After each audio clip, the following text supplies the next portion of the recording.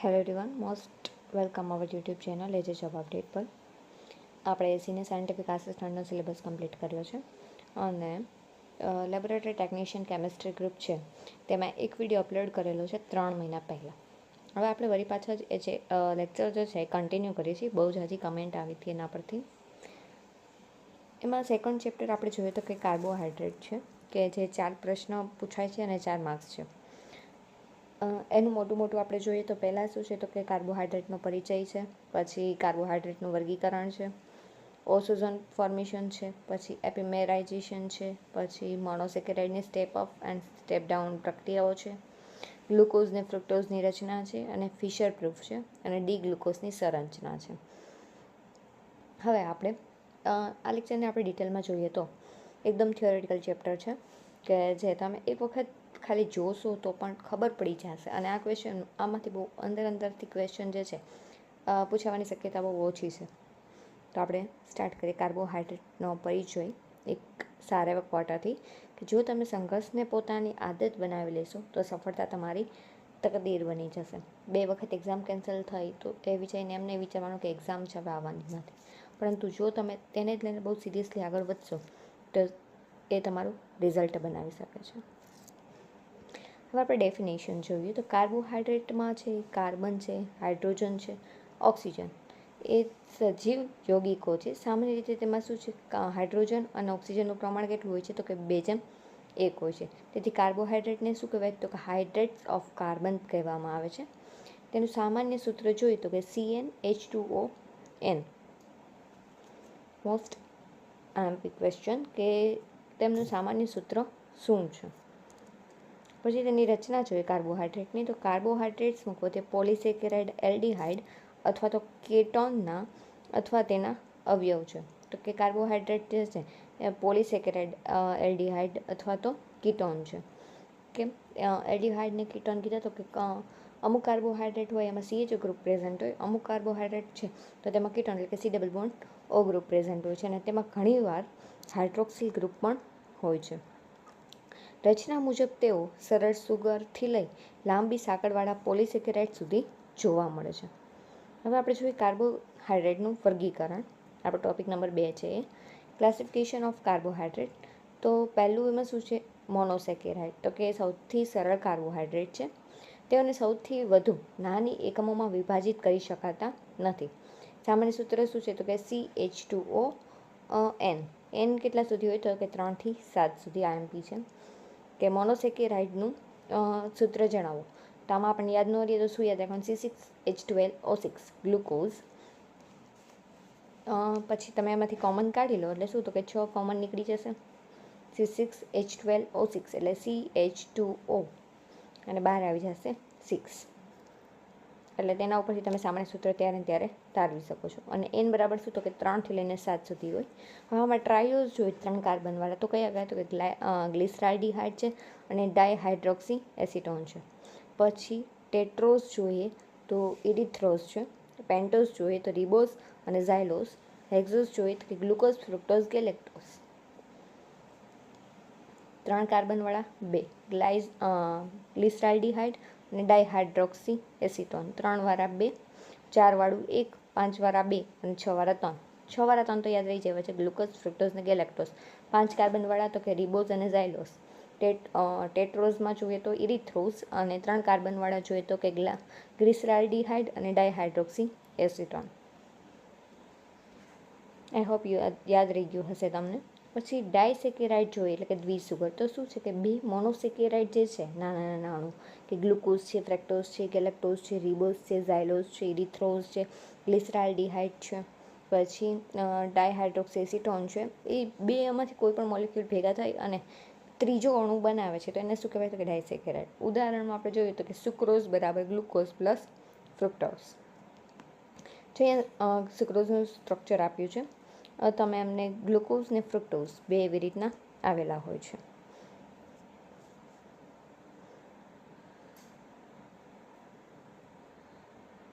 ત્યાં આપણે જોઈએ તો કે લેક્ટોઝ બરાબર ગ્લુકોઝ પ્લસ ગેલેક્ટોઝ. અહીં આપેલું છે લેક્ટોઝ બરાબર D galactose plus D glucose.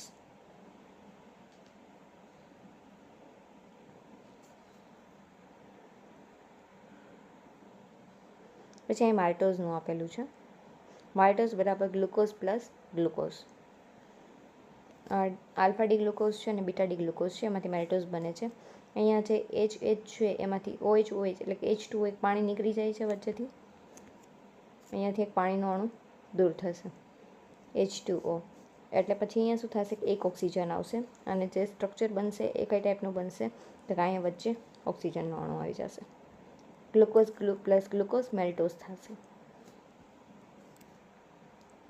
પછી ગ્લુકોઝ પ્લસ ગેલેક્ટોઝ તો કે લેક્ટોઝ થશે અને ગ્લુકોઝ પ્લસ ફ્રક્ટોઝ તો શું થશે, સુક્રોઝ.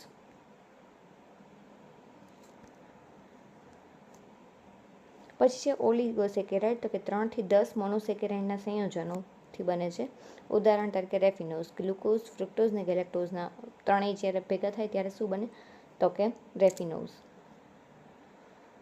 અહીંયા સ્ટ્રક્ચર આપેલું છે. ઉપર જે છે એ ગેલેક્ટોઝ છે, એની નીચે ગ્લુકોઝ છે અને એની બાજુમાં ફ્રુક્ટોઝ છે. બધા એમાંથી છે ને ત્રીજા કાર્બન ઉપરથી પાણીનો અણુ કાઢી નાખ્યો છે અને શું થશે, વચ્ચે ઓક્સિજન બોન્ડ બની જશે. પછી છે પોલિસેકેરાઇડ એટલે કે બહુસુગર. તો કે ઘણા મોનોસેકેરાઇડની લાંબી સાંકળ પોલિમર ઉપરથી યાદ રાખવું જોઈએ કે પોલિસેકેરાઇડ કેવા હશે, તો બહુ ઝાઝા બધા નાના મોનોસેકેરાઇડના અણુ હશે, પોલિગોસેકેરાઇડ બનાવશે. હવે તો કે શું છે તો કે પોલિસેકેરાઇડ જે છે એ હોમોપોલિસેકેરાઇડ હોય અને અથવા હેટ્રોપોલિસેકેરાઇડ હોય. હોમોપોલિસેકેરાઇડમાં શું છે તો કે એક જ પ્રકારના એકમ હોય. ગ્લુકોઝ હોય તો બધા મોલેક્યુલ ગ્લુકોઝના જ હોય. અને હેટ્રોપોલિસેકેરાઇડમાં શું હોય, ગ્લુકોઝ, ગેલેક્ટોઝ બધા અલગ અલગ મોનોસેકેરાઇડના અણુઓ હોય છે. ઉદાહરણ જોઈએ તો કે સ્ટોરેજ પોલિસેકેરાઇડ તો કે સ્ટાર્ચ છે, ગ્લાયકોજન. પછી સ્ટ્રક્ચરલ પોલિસેકેરાઇડ તો કે કેલોઝ છે અને ચિટીન છે. તો કે કેલોઝ છે કેમાં જોવા મળે છે, સેલ્યુલોઝ. તો કે પાંદડા અને વનસ્પતિમાં જોવા મળે છે અને જે ચિટીન જે છે એ કીટકોની બાહ્ય ચામડીમાં જોવા મળે છે. આ પૂછાય એવું છે કે સેલ્યુલોઝ એમાં જોવા મળે છે, વનસ્પતિમાં અને પાંદડામાં જોવા મળે છે. પછી જોઈએ તો કે કાર્બોહાઈડ્રેટના કાર્યો તો કે ઉર્જા સ્ત્રોત તરીકે ઉપયોગ કરે છે. તો કે કાર્બોહાઈડ્રેટ શું છે તો કે શરીરને ઝડપી ઉર્જા આપે છે. 1 ગ્રામ કાર્બોહાઈડ્રેટ છે એ 4 કિલો કેલરી ઉર્જા આપે છે. ગ્લુકોઝ શું છે તો કે મગજ અને સ્નાયુઓ માટે મુખ્ય ઉર્જાનો સ્ત્રોત છે. પછી જોઈએ તો કે ઉર્જાનો સંગ્રહ તો કે વનસ્પતિમાં સ્ટાર્ચ રૂપે અને પ્રાણીઓમાં ગ્લાયકોજન રૂપે સંગ્રહિત થાય છે ઉર્જા. રચનાત્મક કાર્ય જોઈએ તો કે સેલ્યુલોઝ જે છે એ છોડની કોષ દિવાલમાં મજબૂતી આપે છે અને ચિટીન જીવજંતુઓ અને ક્રસ્ટેસિયસની એક્સોસ્કેલેટનમાં હોય છે. પછી જૈવિક પ્રક્રિયામાં સહાય તો કે બાયોલોજિકલ ફંક્શન્સ છે તો કે DNA અને RNAમાં રહેલા રાઇબોઝ અને ડીઓક્સીરિબોઝ જીવન માટે મહત્વપૂર્ણ છે. ગ્લાયકોપ્રોટીન અને ગ્લાયકોલિપિડ જે છે એ કોષની ઓળખ અને સંદેશા વ્યવહાર માટે જરૂરી છે.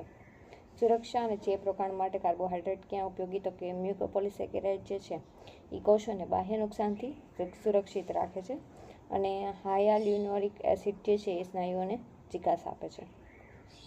પછી જોઈએ તો કે જૈવ રાસાયણિક મહત્વ શું છે કાર્બોહાઈડ્રેટનું તો કે ગ્લુકોઝ શું કરે છે તો કે રક્તમાં રહેલા મુખ્ય સુગર છે.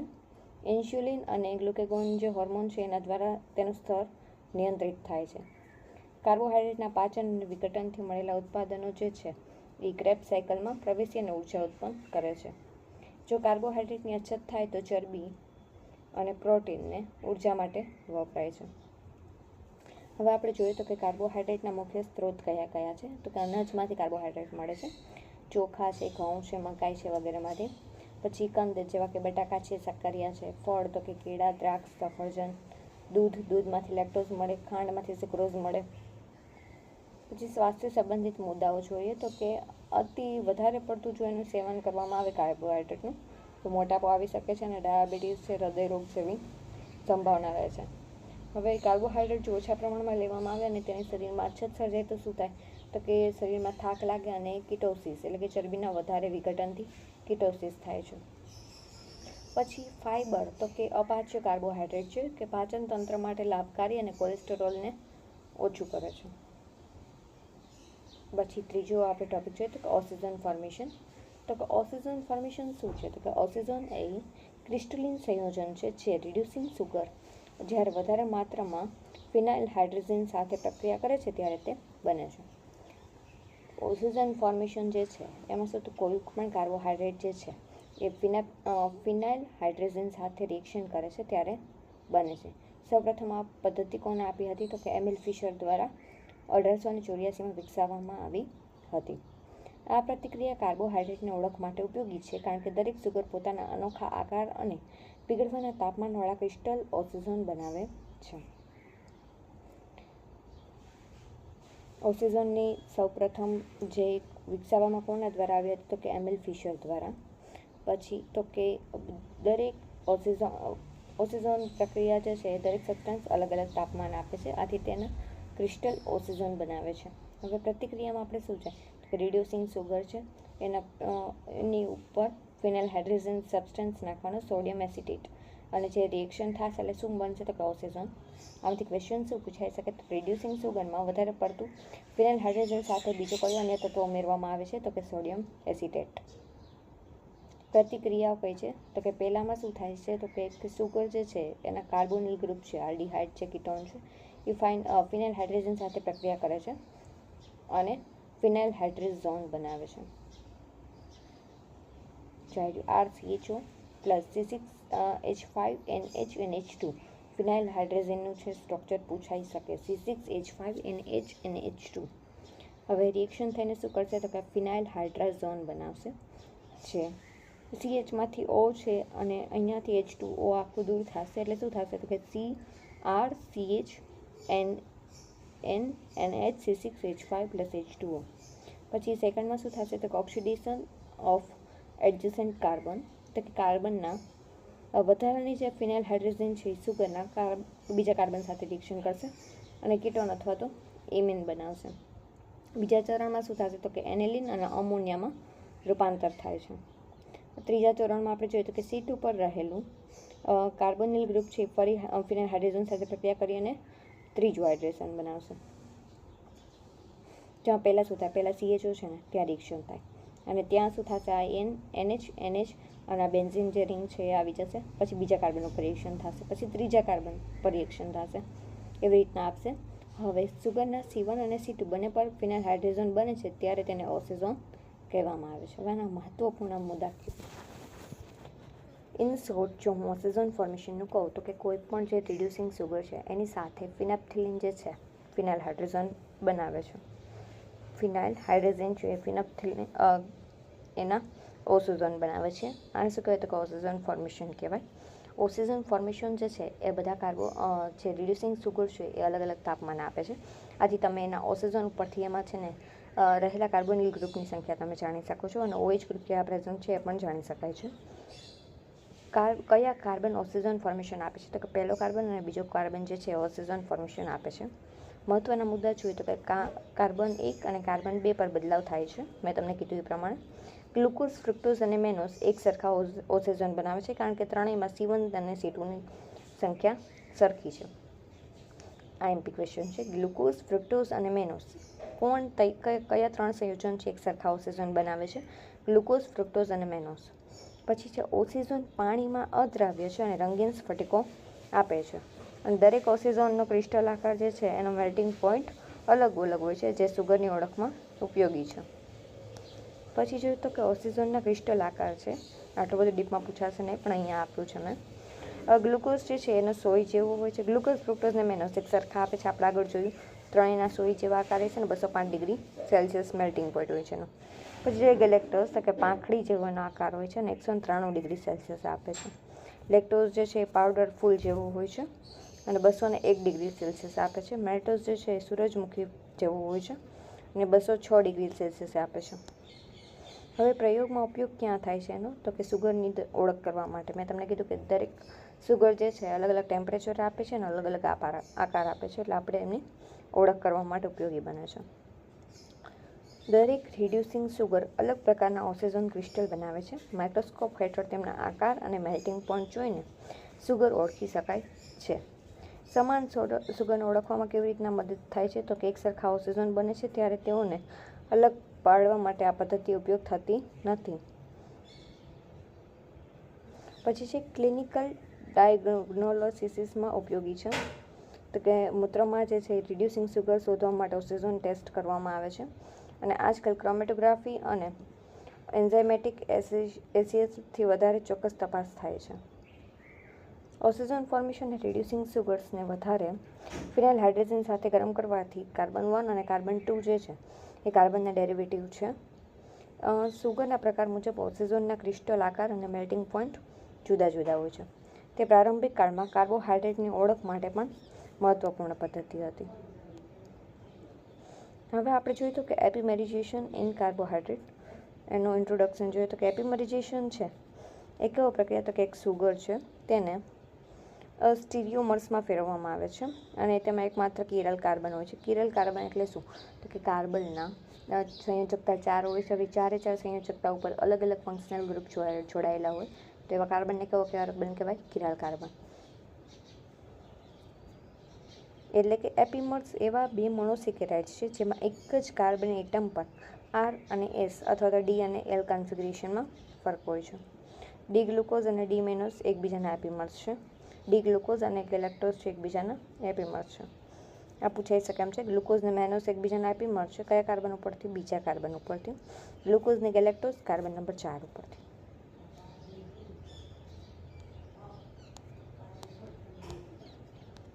જો આ મેનોઝનું સ્ટ્રક્ચર આપ્યું છે. ડી ગ્લુકોઝ છે અને ગેલેક્ટોઝ છે. હવે એમાં ગ્લુકોઝ ને ગેલેક્ટોઝ આપણે જોયું હતું કેટલામાં 4 નંબરના કાર્બન ઉપરથી આપણે જોયું હતું ને ગ્લુકોઝ ને ગેલેક્ટોઝ 4 કાર્બન ઉપરથી. અહીંયા ચોથા નંબરનો કાર્બન જુઓ 2માં OH પણ શું છે તો કે અલગ અલગ સાઈડ છે મીન્સ મિરર ઇમેજ બનાવે છે એટલે એકબીજાના એપિમર્સ છે.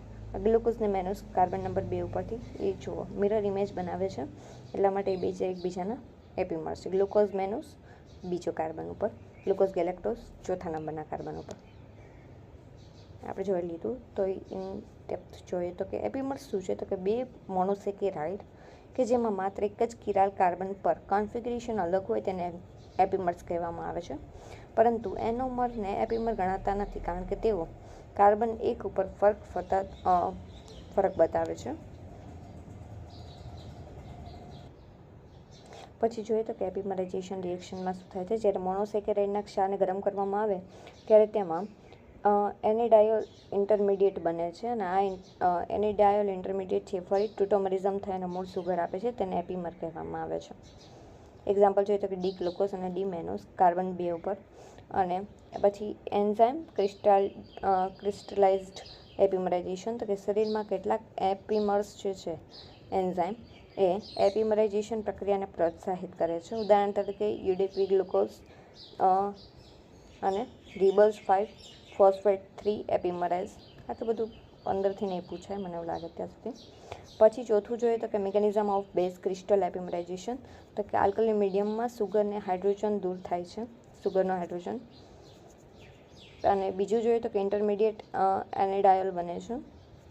ત્રીજું તો કે આ ઇન્ટરમીડિયેટ ફરી પ્રોટોન લઈ શકે છે પરંતુ પ્રોટોન અપટેક બે રીતે કરી શકે છે મૂળ કોન્ફિગરેશન દ્વારા અને બદલાયેલા કોન્ફિગરેશન દ્વારા. પરિણામે એક જ મિશ્રણમાં બે સુગર મળે છે. પછી જોઈએ એક્ઝામ્પલ ઓફ એપિમર્સ ઇન કાર્બોહાઈડ્રેટ્સ તો કે સુગર 1 અને સુગર 2 અને એપિમેરિક કાર્બન ગ્લુકોઝ ને મેનોસ કાર્બન 2 ઉપર, ગ્લુકોઝ ને ગેલેક્ટોઝ કાર્બન 4 ઉપર. પછી રિબોઝ અને એરેબિનોઝ કાર્બન 2 ઉપર અને ઝાયલોઝ ને લાઇઝોઝ કાર્બન 3 ઉપર. પછી બાયોલોજીકલ એનું ઇમ્પોર્ટન્સ શું છે તો કે લેક્ટોઝ પચ્યા પછી ડી ગ્લુકોઝને લીવરમાં યુડીપી ગ્લુકોઝ ફોર એપિમરાઇઝ એન્ઝાઇમથી ડી ગ્લુકોઝમાં ફેરવવામાં આવે છે. ગેલેક્ટોઝને ગ્લુકોઝમાં ફેરવે છે કોણ? UDP glucose four epimerase. આ પૂછાઈ શકે એવું છે. પછી પેન્ટોઝ ફોસ્ફેટ પાથવે એટલે કે ટ્રિપલ પી જે છે એ રિબ્યુલોઝ 5 ફોસ્ફેટ એ શું કરે છે કે ઝાયલોઝ 5 ફોસ્ફેટ જે છે એમાં બદલાવ કરે છે અને શું થાય છે કે આ બદલાવ જે છે એનએડીપીએચ અને ન્યુક્લિયોટાઇડ બાયોસિન્થેસિસ માટે જરૂરી હોય છે. પછી જોઈએ તો કે સુગર ઇન્ટર કન્વર્ઝેશન તો કે એપિમરાઇઝેશન જે છે એ પ્રોસેસ એના કાર્બોહાઈડ્રેટના મેટાબોલિઝમમાં સુગરને એકબીજામાં ફેરફારમાં મહત્વપૂર્ણ હોય છે. સ્ટેપ અપ રિએક્શન અને સ્ટેપ ડાઉન રિએક્શન નામ ઉપરથી ખબર પડશે. સ્ટેપ અપ રિએક્શન જે છે એમાં એક કાર્બનનો વધારો થશે. સ્ટેપ ડાઉન રિએક્શન છે એમાં કાર્બનનો ઘટાડો થશે. અહીંયા એ જ લખેલું છે કે મોનોસેકેરાઇડ્સ પર એક રાસાયણિક પ્રક્રિયા થાય છે જેમાં કાર્બન સાંકળમાં એકમાં વધારો થાય છે અને એકમાં ઘટાડો થાય છે. આ પ્રક્રિયાનો ઉપયોગ આલ્ડોસ સુગરના સંશ્લેષણ અને માળખું જાણવા માટે મહત્વનો છે.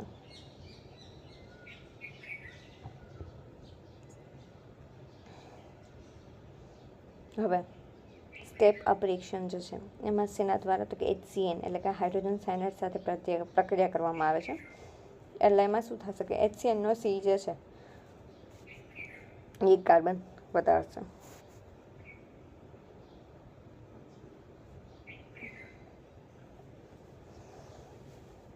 એમાં આપણે જોઈએ તો કે પહેલાં શું છે તો કાર્બન સાયનોહાઇડ્રેન ફોર્મેશન કરવામાં આવે છે. પછી હાઇડ્રોલિસિસ ઓફ સાયનોહાઇડ્રેન થાય છે. પછી શું થાય છે તો કે લેક્ટોઝ ફોર્મેટેશન થાય છે અને રિડક્શન થાય છે. હવે જે સાયનોહાઇડ્રેન ફોર્મેશન છે એમાં પહેલાં HCN સાથે તમારે રિએક્શન કરવાની. હવે એમાં શું થશે HCN જે છે એનો કાર્બન જે છે એ અહીંયા આપણી સુગર સાથે અટેચ થઈ જશે અને પાણીનો મોલેક્યુલ દૂર થશે. પછી શું કરશે તો કે એને આપણે જો સાયનોહાઇડ્રેનનો એસિડ છે એને HCl સાથે રિએક્શન કરાવશે તો શું થશે તો કે નવો અલ્ડોનિક એસિડ COOH બને છે અને અમોનિયા જે છે એ દૂર થાય છે. પછી લેક્ટોઝ ફોર્મેશન કરાવી લેક્ટોન ફોર્મેશન તો શું થશે તો કે અલ્ડોનિક એસિડ જે છે આ લેક્ટોન બનાવે છે અને લેક્ટોનને NaHG અને HClમાં રિડ્યુસ કરવામાં આવે તો નવો આલ્ડોઝ મળે છે. ઇમ્પોર્ટન્ટ પોઈન્ટ આપણે જોઈએ તો કે નવા કાર્બન ઉમેરવાથી એક નવો એસિમેટ્રિક કાર્બન બને છે, તેથી 2 એપીમર મળે છે. એક્ઝામ્પલ તો કે ડી-એરાબિનોઝ જે છે એ સ્ટેપ અપ રિએક્શન કરી તો કે ડી ગ્લુકોઝ અને મેનોઝ બને છે આલ્ડોઝોઝ. સ્ટેપ ડાઉન રિએક્શનમાં જોઈએ તો કે રફ ડિગ્રેડેશન કરવામાં આવે છે. પહેલાં ઓક્સિડેશન કરવામાં આવે છે Br2 વોટર વડે, એટલે શું થશે તો કે એલ્ડોનિક એસિડ બને છે. પછી એલ્ડોનિક એસિડ જે છે એને ફેન્ટોન રિએજન્ટ એટલે કે H2O2 અથવા તો Fe+3ની હાજરીમાં તેનું ઓક્સિડેટિવ ડિકાર્બોક્સિલેશન કરવામાં આવે છે અને એક કાર્બન ઓછો થાય અને નવો આલ્ડોઝ બને છે. એક્ઝામ્પલમાં જોઈએ તો કે ડી ગ્લુકોઝ જે છે એનું રફ ડિગ્રેડેશન કરવામાં આવે તો ડી-એરાબિનોઝ મળે છે. આ ઇમ્પોર્ટન્ટ છે. ફેન્ટોન રિએજન્ટ H2O2 અને Fe+3. હોલ ડિગ્રેડેશનમાં શું થાય છે તો આલ્ડોઝમાંથી એક કાર્બન ઓછું કરવા માટે બીજી રીત વપરાય છે. તો કે પહેલાં શું થાય તો કે ઓક્ઝાઇમ ફોર્મેશન બને છે. આલ્ડોઝ NH2OH તમે રિએક્શન કરાવો તો શું બને તો કે ઓક્ઝાઇમ બને છે. પછી તેનું એસિટાઇલેશન કરવાનું, ઓક્ઝાઇમ બન્યું એનું Ac2O સાથે રિએક્શન કરાવી એટલે એસિટાઇલેટ કરવામાં મદદરૂપ થાય છે અને નાઇટ્રોઇલ એસિટેટ બને છે. એલ્યુમિનેશનમાં જોઈએ તો કે નાઇટ્રેટ એસિટેટ જે છે એને NaOCH3 સાથે ટ્રીટ કરવામાં આવે છે અને એક કાર્બન ઓછો આલ્ડોઝ મળે છે. એક્ઝામ્પલમાં ડી ગ્લુકોઝમાંથી ડી-એરાબિનોઝ. અહીંયા જ શોર્ટકટ આપી છે કે કિલાની ફિશર મેથડ છે સ્ટેપ અપ માટે કામ આપે છે. એક કાર્બન વધારે છે. એક્ઝામ્પલમાં જોઈએ તો કે ડી-એરાબિનોઝમાંથી ડી ગ્લુકોઝ અને ડી-મેનોઝ બનાવે છે. રફ ડિગ્રેડેશનમાં સ્ટેપ ડાઉન રિએક્શન થાય છે, કાર્બન રિડ્યુસ થાય છે, ડી ગ્લુકોઝમાંથી ડી-એરાબિનોઝ મળે છે. હોલ ડિગ્રેડેશન રિડક્શન માટે વપરાય છે. સ્ટેપ ડાઉન રિએક્શન છે, એક કાર્બન ઓછો મળે છે, ડી ગ્લુકોઝમાંથી ડી-એરાબિનોઝ મળે છે. બાયોલોજીકલ ઇમ્પોર્ટન્સ શું છે તો આ પ્રક્રિયા દ્વારા અલગ અલગ સુગર સિન્થેસિસ કરી શકાય છે અને સુગરની રચના છે એના સંબંધ જાણવા અને હિસ્ટોરિકલ રીતે તે મહત્વપૂર્ણ હોય છે. ફિશર જે છે એ ડી ગ્લુકોઝ અને અન્ય મોનોસેકેરાઇડ વચ્ચે સંબંધો જાણી શક્યા હતા. ગ્લુકોઝ જે છે સિમ્પલી છે ગ્લુકોઝનું મોલેક્યુલર ફોર્મ્યુલા C6H12O6, એક આલ્ડો એક્ઝોસ ધરાવે છે, 6 કાર્બન, એક આલ્ડિહાઇડ ગ્રુપ હોય છે CHO. ગ્લુકોઝને સામાન્ય રીતે દ્રાવણની ખાંડ અથવા તો બ્લડ સુગર કહે છે. એવું પૂછાય બ્લડ સુગરનું સ્ટ્રક્ચર અથવા તો મોલેક્યુલર ફોર્મ્યુલા જણાવો તો C6H12O6.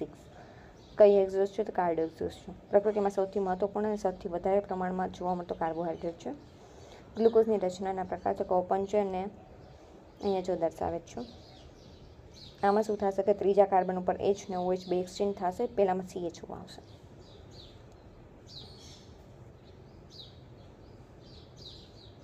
પછી છે સાયક્લિક સ્ટ્રક્ચર આપેલું છે અહીંયા.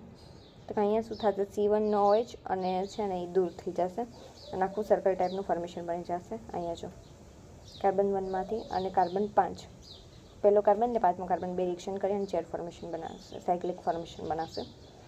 આઇસોમર્સ ઓફ ગ્લુકોઝ તો કે ડી ગ્લુકોઝ ને ગ્લુકોઝ મિરર ઇમેજ બતાવે ડી ગ્લુકોઝ જે છે એ પ્રકૃતિમાં સૌથી સામાન્ય પદાર્થ છે. ગ્લુકોઝનું જૈવિક મહત્ત્વ આપણે જોઈએ તો કે મુખ્ય ઉર્જાનો સ્ત્રોત છે. 1 ગ્રામમાંથી 4 કિલો કેલરી ઉર્જા મળે છે. મગજ અને રક્તકણ માટે ગ્લુકોઝ મુખ્ય એનર્જી ફ્યુઅલ છે. ગ્લાયકોજન તરીકે યકૃત અને સ્નાયુઓમાં સંગ્રહિત થાય છે અને પોલિસેકેરાઇડ જે છે એની મૂળભૂત એકમ ગ્લુકોઝ હોય છે. ગ્લુકોઝ જે છે આલ્ડોહેક્સોઝ છે અને મોલેક્યુલર ફોર્મ્યુલા C6H12O6 છે.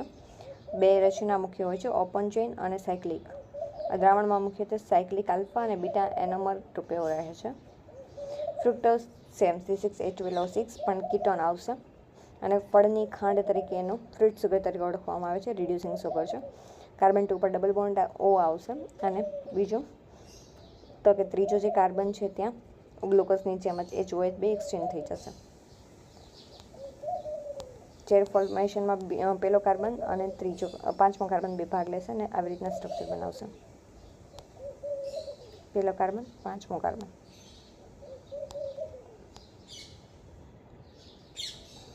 પછી છે સાયક્લિક પાયરેનોઝ ફોર્મ. તો કે ક્યારેક ફ્રુક્ટોઝ જે છે 6 મેમ્બરની રિંગ પણ બનાવી શકે છે C2 અને C6 વચ્ચે થઈને, પરંતુ મુખ્યત્વે કેમાં હોય છે તો કે ફ્યુરાન ફોર્મમાં આવે છે. ફ્યુરેનોઝ ફોર્મ કેટલું 5 કાર્બનવાળું હોય અને પાયરેનોઝ છે એ 6 મેમ્બરવાળું હોય છે. તુલના કરીએ પ્રકારમાં ગ્લુકોઝ છે આલ્ડોહેક્સોઝ છે, ફ્રુક્ટોઝ છે એ કીટોહેક્સોઝ છે. પછી કાર્બોનિલ ગ્રુપ તો કે C1 માં આલ્ડીહાઇડ હોય છે અને ફ્રુક્ટોઝમાં C2 માં કીટોન ગ્રુપ હોય છે. સાયક્લિક ફોર્મમાં છે આ ગ્લુકોઝ જે છે એ 6 મેમ્બરની રિંગ બનાવે છે, ફ્રુક્ટોઝ છે એ 5 મેમ્બરની રિંગ બનાવે છે.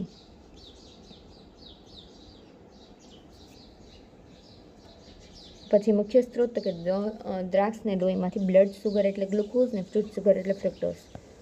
F યાદ રાખવાના. ફ્રુક્ટોઝમાં છે ને 3 F આવશે, ફ્રુક્ટોઝ, ફ્યુરેનોઝ અને ફ્રૂટ સુગર, વૈધ બધું ગ્લુકોઝ. પછી બાયોલોજીકલ ઇમ્પોર્ટન્ટ જોઈએ તો ફ્રુક્ટોઝ જે છે એનર્જી માટે ઝડપથી મેટાબોલિઝ થાય છે. તે સુક્રોઝનો ભાગ છે. હાઈ ફ્રુક્ટોઝ કોર્ન સિરપમાં મીઠાશ અને દ્રાવણમાં માટે ઉપયોગમાં લેવાય છે. ફ્રુક્ટોઝ છે એ કીટોહેક્સોઝ છે. ઓપન ચેનમાં કાર્બન 2 પર કીટોન ગ્રુપ હોય છે. સાયક્લિક ફોર્મમાં મુખ્યત્વે 5 મેમ્બરનો ફ્યુરેનોઝ આપે છે. પછી છે Fischer proof of glucose and fructose structure.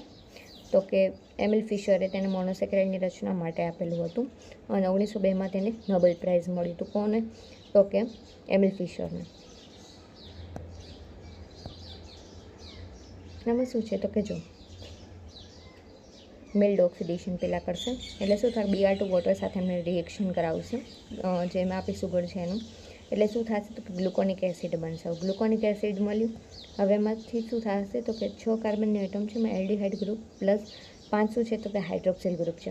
Oxidation થશે એટલે શું બનશે, ગ્લુકારિક એસિડ બનશે. એટલે ટર્મિનલ કાર્બન ઉપર શું રહેશે તો કે CH2OH રહેશે. હવે મિડલ કાર્બન ઉપર OH ગ્રુપ હોય છે અને ગ્લુકોઝમાં C1 માંથી CHO અને છઠ્ઠા કાર્બન ઉપરથી C2OH અને HNO3ની હાજરીમાં તમે રિએક્શન કરાવશો એટલે ગ્લુકારિક એસિડ બનશે. પછી જોઈએ તો કે ફિશર પ્રૂફ ઓફ ફ્રુક્ટોઝ. તો મોલેક્યુલર સ્ટ્રક્ચર શું છે તો કે C6H12O6 કીટોહેક્સોઝ છે. સ્ટ્રક્ચરમાં કાર્બન 2 ઉપર કીટોન છે. આમાં પણ પહેલાં શું કરવાનું, Br2 વોટર સાથે રિએક્શન કરાવવાની, પછી HNO3 રિએક્શન કરવાની, આવી પહેલાં Br2 વોટર સાથે રિએક્શન કરવાની, ગ્લુકોનિક એસિડ બન્યું. પછી શું થશે તો કે HNO3 સાથે તમારે રિએક્શન કરવાની એટલે ગ્લુકારિક એસિડ બનશે. પહેલાં ગ્લુકોનિક એસિડ બને પછી ગ્લુકારિક એસિડ બનશે અને પાંચમા કાર્બન ઉપર OH આવી જશે અને ચોથા કાર્બન ઉપર H ને OH જે છે એ અરેન્જમેન્ટ કરી દેશે આખું, એટલે આવું સ્ટ્રક્ચર બસ. પહેલાં Br2 વોટર સાથે રિએક્શન કરવાની, એના પછી HNO3 સાથે રિએક્શન કરાવવાનું. એટલું યાદ રાખવાનું, અમુક બાકી કંઈ નહીં. Fischer proof of fructose structure આપણે જોઈ લીધું.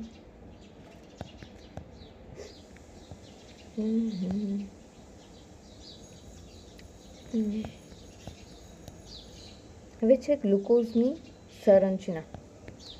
તો કે જો આમાં મેં એક ફોટો મૂક્યો છે. મોનોસેકેરાઇડના D અને L વિન્યાસ પરથી સૌથી નીચેના અસમ કાર્બન ઉપર OH સમૂહની સ્થિતિના આધારે નક્કી કરાય છે, જેની સરખામણી કોના દ્વારા તો કે ગ્લિસરાલ્ડિહાઇડ સાથે કરવામાં આવે છે. ડી ગ્લિસરાલ્ડિહાઇડ જે છે એમાં અસમ કાર્બન ઉપર OH સમૂહ જમણી બાજુ હોય છે અને ડી ગ્લુકોઝ જે છે એમાં સૌથી નીચેનો અસમ કાર્બન 5 ઉપર OH સમૂહ ફિશર પ્રોજેક્શનમાં જમણી બાજુથી ડી વિન્યાસ આપે છે. જો આમાં મેં કિરલ કાર્બન, મારા હેન્ડરાઇટિંગ બહુ સારા નથી આવતા પણ આવા આવે છે. જો આમાં એલ વિન્યાસમાં કિરલ કાર્બન જે છે OH ડાબી તરફ હોય છે અને ડી વિન્યાસ હોય તેમાં જમણી તરફ હોય છે. હોપ તમને આ ચેપ્ટર છે એ બહુ સારી રીતે સમજાઈ ગયું હશે. જો તમને સમજાઈ ગયું હોય અને તમને ઉપયોગી બન્યો હોય તો આપણી ચેનલ સબસ્ક્રાઈબ કરવાનું ભૂલશો નહીં. લાઈક કરજો, આપણે વિડીયોને કમેન્ટ આપજો. એન્ડ જો તમને આના MCQ જોતા હોય તો તમે કમેન્ટ કરજો, હું તમને એમના MCQ પ્રોવાઈડ કરીશ. અને PDF માટે આપણે ટેલિગ્રામ ગ્રુપ જે છે એ જોઈન કરજો, એજ જોબ અપડેટ. Thank you.